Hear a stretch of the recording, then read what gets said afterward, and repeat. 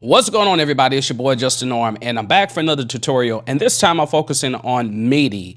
All right, if you're not familiar with Midi, this is how Cakewalk even got started way before it became a great digital audio workstation. But now I am in a project that I wrote a long time ago. It is a rock song. That's right. It's a rock song that I wrote. And I actually did like apply samples and all that good stuff to it a long time ago when I was using Cakewalk. I think I was using Sonar 2.0 or 3, one of them like that. But anyway, I found this MIDI file, and I want to talk about importing the MIDI file into Cakewalk and how you can go about doing a little manipulation with it if you need to. All right, so let's get right into it. First things first, this project is already up, but if I had to import this project, I'm gonna close it. All right, and then you can simply go to open, and if you go to open, you can find your MIDI file. Now I have some MIDI files that are on here. Flash drive, this is on the old hard drive I have in here. All right, so this song is called Rock Song. So when I click on it, just press open. And then once you press open, it will open up a new project. And you can hear it in here. Okay, now it doesn't sound like much because these are the sounds that are within my computer itself. This isn't Cakewalk sounds. This is just the generic GM sounds that come with whatever sound card you have. All right, so it doesn't sound all that good to me, but it's okay because I remember when I worked on this song, it was a song that I don't even know if I ever wrote lyrics for it, but it was just, I was in that phase, like I was writing in all different type of styles then. So this is when I was younger. But anyway, what I want to talk about is how do you go about taking this MIDI and making it sound better? Of course, you can use the sounds that are within Cakewalk. You can apply, VSTs that you have in Cakewalk. You can apply instruments that you have outside of Cakewalk. There's a bunch of ways you can go about doing this. Now, let me go back to the other project that I was in. So this is how you can do it, but you also could go up to import and you can go to Midi, all right? And then you can do it that way, all right? So now I can click on it and then import it, and you'll see that it's a Midi file. So, and then once it imports, it'll look the same way, basically. So you can create a new project, import it that way, or you could just open up the MIDI. The reason why I got my mind on this is because I've been helping an older woman out with projects that she's working on. She does performance with different MIDI songs, and we've ran into a lot of problems with trying to import multiple MIDI files into one project. Started off working great, but then we had some issues. So I started thinking about a bunch of different ways to do stuff with MIDI. All right, but let's go back to the other project where I've already had some things set up. All right, so it's called Rock Song, CWP. All right, I hope you all are feeling great wherever you are right now. If you would take this moment and you feel like you are finding value in this video so far, please give it a like and definitely consider subscribing to the channel. I focus on all tutorials dealing with Cakewalk, songwriting, music production, et cetera, et cetera. All right, so you'll find a lot of stuff on this channel. All right, so I have quickly set up this, and what I did was, first of all, let me bypass this track for a second because I'm going to show you another trick that you can do. All right, so I set up the drums first. All right, so here's the drums. And what I did is I created an audio track. All you have to do is just, right click, insert audio track. And then what you do is you go to the audio track and then you right click, insert soft synth. And then I use the SI drum kit for this. Now I could use any other type of drums, but I'll just use this for now. And then you go on there and you know how to do this. You've seen this before. You set up your drums. And then what you do is you go to the MIDI track. This is the MIDI track where the drums are on. Now I haven't separated this, but I'm gonna show you how to do that in a second. All right, so you go to the output and you set it to SI drum kit 1, right? So after you do that, then you should hear sound, and you'll know that they're connected because when you solo them, they're both a highlight. So you can just press play on the drums.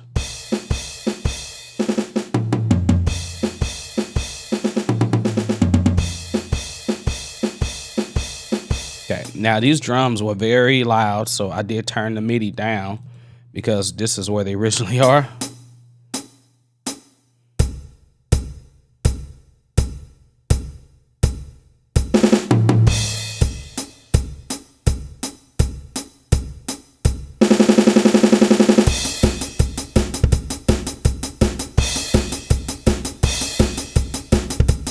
All right, so that's that. And then I'll bring them back down some. Just press. Okay, probably about right there. Now, to save time, I just created another audio track. Or actually, not even audio track. I just created the instrument track this time, the Cakewalk TTS. All right, and right now I am using. How many? Probably 10 or 9. No, I think seven of these tracks. All right. So what I did was once I created that instrument track, go up to track 1, MIDI track. This is electric guitar.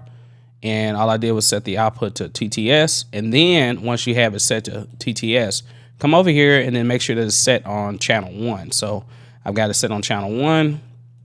And then once you put the preset on 0, or 1, whatever sound source you want. Those are the banks. And then it'll automatically set it to whatever instrument it originally was for general MIDI. So in this case, it's overdrive guitar. And I just go through and I do that for each track. I set different channels. So they're all working off of this one TTS. Actually, I'm going to bring this down. Let's bring this one down. Right there. Okay. So all the 7 tracks, I have a violin and I have a viola, and they're just both set to strings right now. But if I wanted to, I can go ahead and set these to SI strings. I'm not going to worry about all of that right now. All right, so I've shown this trick before, in case you don't know. If I wanted to separate these drums, I can take this and I can duplicate it. All right, so I'm going to go duplicate track, and then I'm going to go to, I want the events. And then I'm going to do 3 more tracks, right? And then it's going to copy all the data multiple times. And then what I'm doing is I'm just going to go through. I'm going to click on this. I'm going to find my bass drum. That's what I want. Anything else I don't want, just click on it, press delete.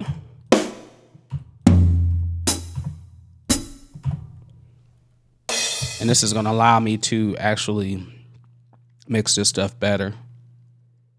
Got some notes there. I'll keep that one. Actually, I can drag this down.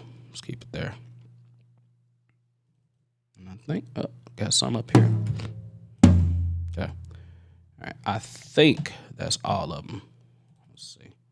Nope, it's not. Okay. All right. I think that's it.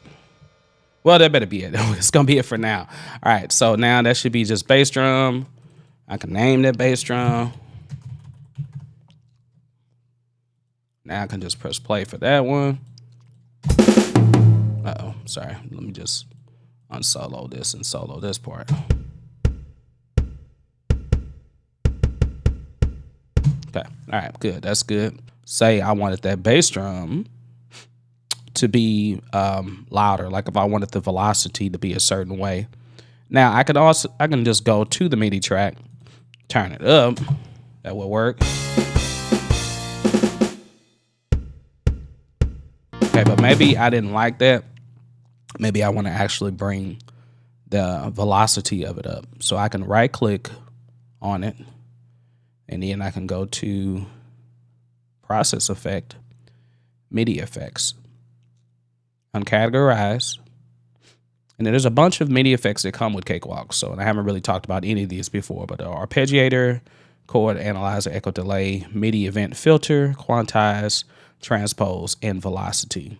All right, so velocity, all right, you can just take it and say I want this all to be 127. I just set it all. I can audition it. Okay, then I press OK, and then all of those are turned up, and then I can just control the overall volume. Now, keep in mind, if you want more of a realistic, drum, most of the time your bass drum is not going to be 100% like all the way up velocity wise. You have some bass drum notes that are a little lower than others. But if you're like sequencing the program stuff, you kind of want that bass drum to hit the same way each time. Now that I have that set up, all right, so now everything is coming out of this one drum kit, and then I change the velocity of the bass drum. It's going to sound a lot louder, which is fine, but I also can come up here to the SI drum kit, and I can turn things down if I feel like they're too loud. All right, so let's listen to that. I can pin this real quick, and then let's just solo the drums. Bring the volume down for the bass drum. This one cymbal is really loud. I can raise the pitch of it.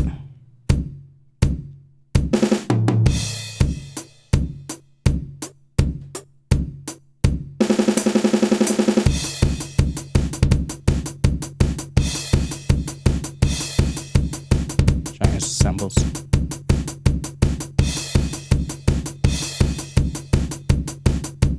It should have been an open hat. I don't know why it's like that.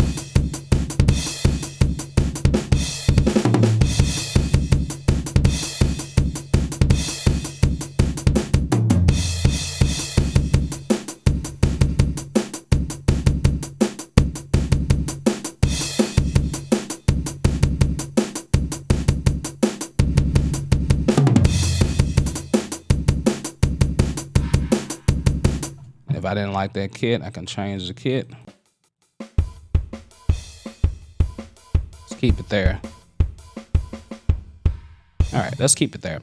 All right, so yeah, what I would have to do is I would have to go back and like really adjust some of the velocities of some of the other instruments too as well, just to make sure, or the other parts of the drums, to make sure that they are equal with the bass drum, since the bass drum is out there by itself now. But what I noticed is that you cannot turn, once they're connected like this, whenever I turn the volume down, MIDI wise for one track, it turned down the volume for all of them. I'm gonna look into that, because I don't know if it's because when I copied them over or duplicated the tracks, it might be an option for that. So that's one part that's really cool. The next part I want to talk about is, of course, you can quantize. You just press Q. If you need to quantize something, you're already familiar with that.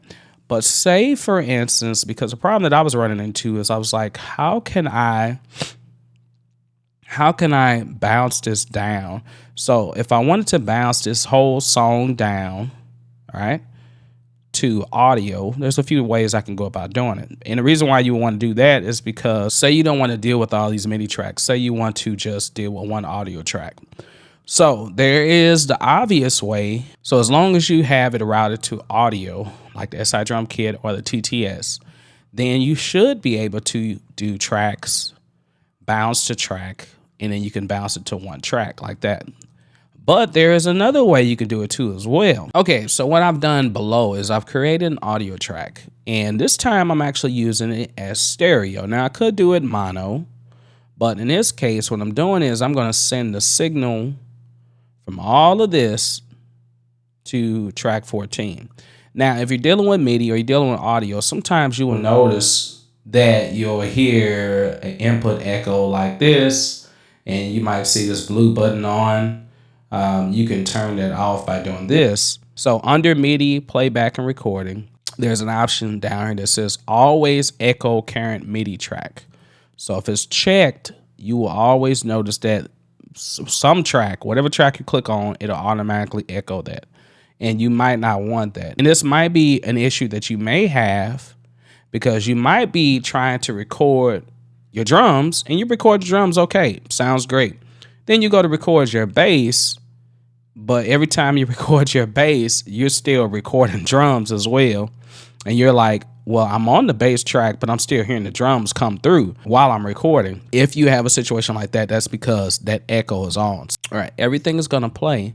And then I'm gonna be able to press record. Now I set my input to stereo this time. Normally, when you're getting ready to bounce something down, let's say this is your finished song, your MIDI song, you got everything sounding real good, and you wanted to record it to an audio track. So this is a way to like basically write it or print it, as some people will say. Here we go. So you press record, the echo is off, and now you're gonna see everything that I'm playing here go down here to this track.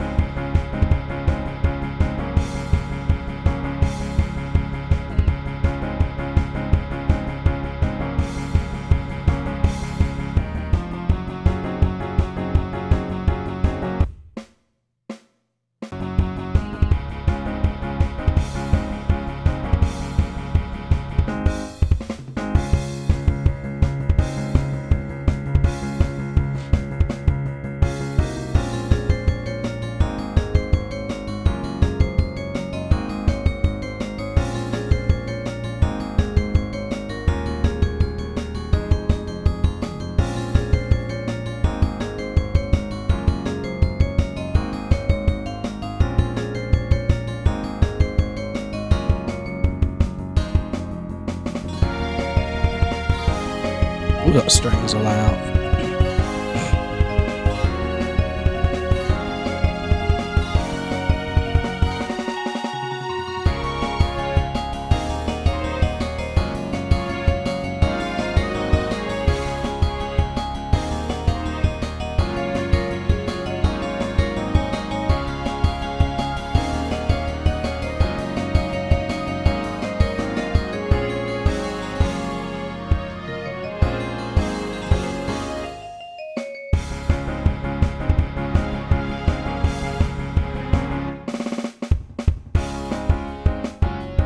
All right, so then I'll stop that there.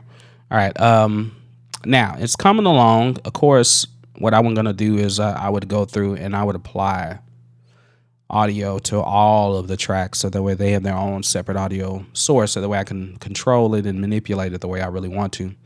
All right, now this is just a beginning step into MIDI, you all. There's a lot more I need to cover because you have different CC messages that you can set up, which will allow you to, control the volume, the modulation, the pan, a whole bunch of other things. So I'm going to continue this series focusing on MIDI to kind of help out. If you have any questions about this, definitely let me know in the comments below. All right. Once again, if you haven't subscribed or liked this video already, definitely do that, please, because it is helpful. It helps me grow this channel, helps me spread this message of Cakewalk and music production to more people. So definitely do that. So now I can play this back and listen to it. So now you also hear my mic coming through too as well.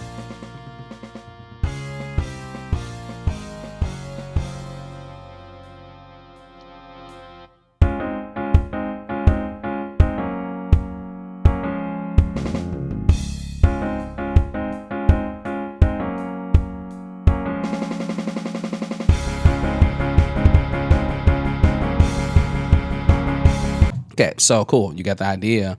I can record straight to that. That way I can take this and then I could export it that way.